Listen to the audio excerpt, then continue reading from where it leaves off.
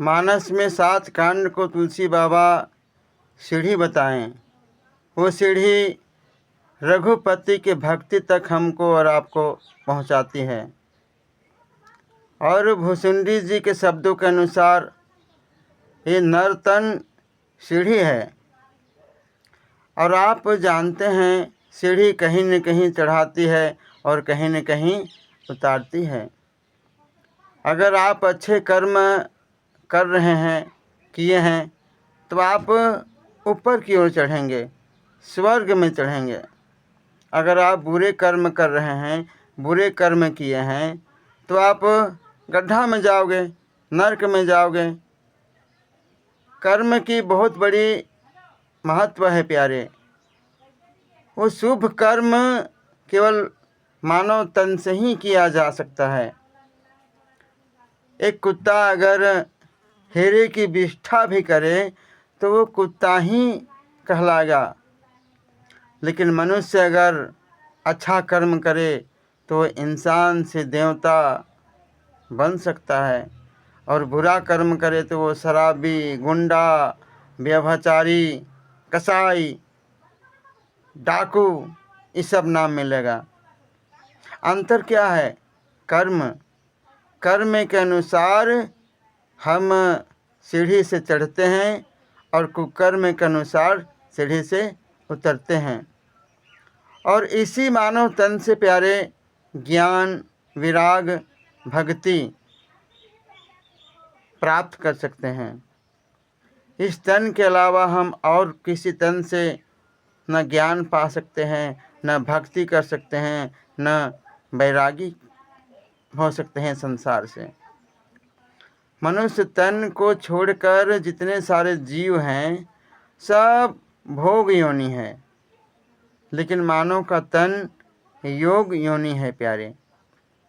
इससे योग में तपाकर, योग करके हम अपने आप का उद्धार कर सकते हैं।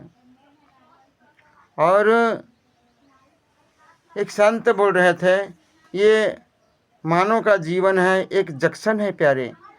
इस जंक्शन में 3 ट्रेन चलती है। पहला नर्तन एक्सप्रेस, दूसरा नर्तन नहीं है प्यारे, नरक एक्सप्रेस, दूसरा स्वर्ग एक्सप्रेस, तीसरा वैकुंठ एक्सप्रेस। तो आप किस ट्रेन में चढ़ना चाहते हैं? कर्म के अनुसार टिकट बना लीजिए। इस मानव शरीर को पाकर हम जीते जी संसार से मुक्त हो सकते हैं प्यारे।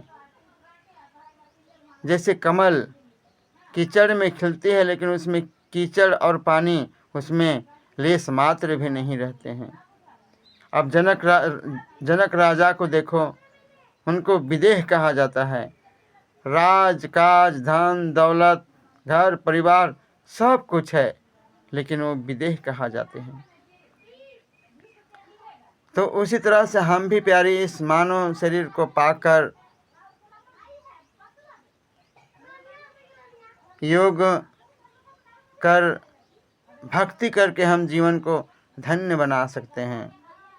और भक्ति मतलब घंटी नहीं, मंदिर नहीं, मोटे मोटे माला, थपक थुआ चंदन, ये सब मानस की नौ भक्ति में लिखा कहीं कुछ लिखा नहीं प्यारे। भक्ति मतलब अपने आप को सरल रखना, अच्छे लोगों से संगति करना, गुरु चरणों की सेवा करना, सबके अंदर परमात्मा को देखना, सपना में भी किसी का दोष नहीं देखना, संतोष में रहना, यही सब भक्ति है प्यारे। सुविचार, सुंदर विचार, सुवचन, सुंदर वचन।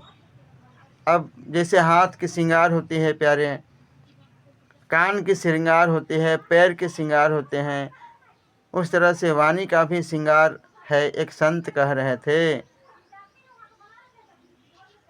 सत्य बोलो वरना मत बोलो।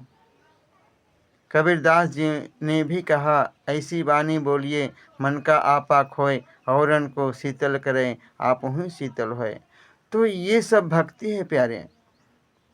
भक्ति दिखावे का नाम नहीं है, भक्ति धारण करने का नाम है प्यारे।